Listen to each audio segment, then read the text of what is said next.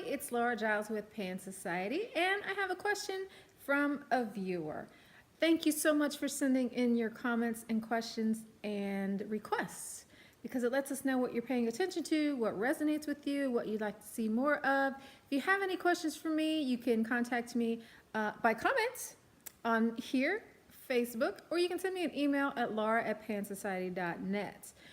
Please send any other comments to any of the other presenters too. You can send them to Sherry, Letitia, or Jonah in the same way.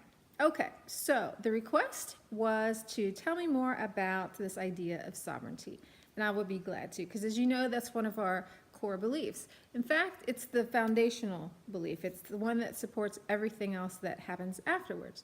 So if you think of sovereign, the word kind of makes you think of like a king or queen, right? The ruler.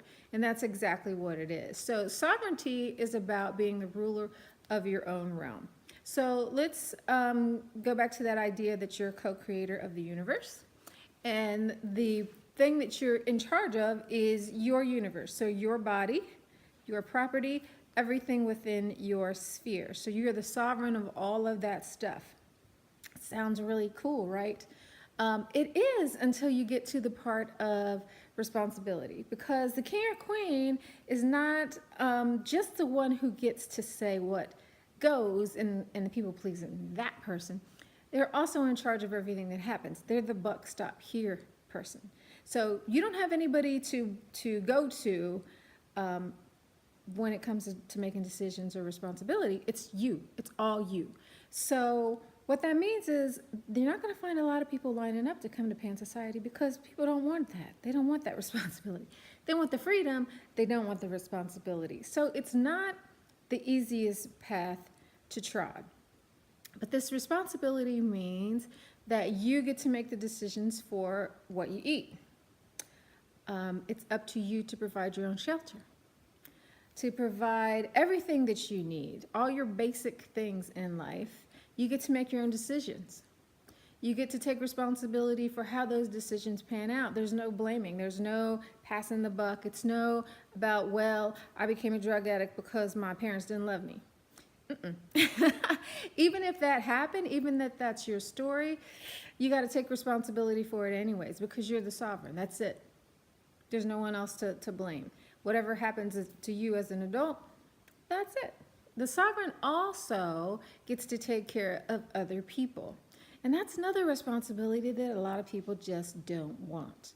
So in lots of spiritual paths, you see this idea of the Trinity. And we have that too. So this Trinity that I'm talking about is the adult, is the independent person. That's one. And then the child is the dependent person. That's two. And then the elderly are the interdependent. So the elderly are not completely helpless, but they need some help. So the child can't do anything for itself. When they're brand new, they can't sit up, they can't eat, they can't poop on their own, they can't do anything really without help. It takes them a year just to be able to feed themselves with the food that you put in front of them. It takes them a year to walk. It takes them about 2 years to be toilet trained. So they're dependents for a long time.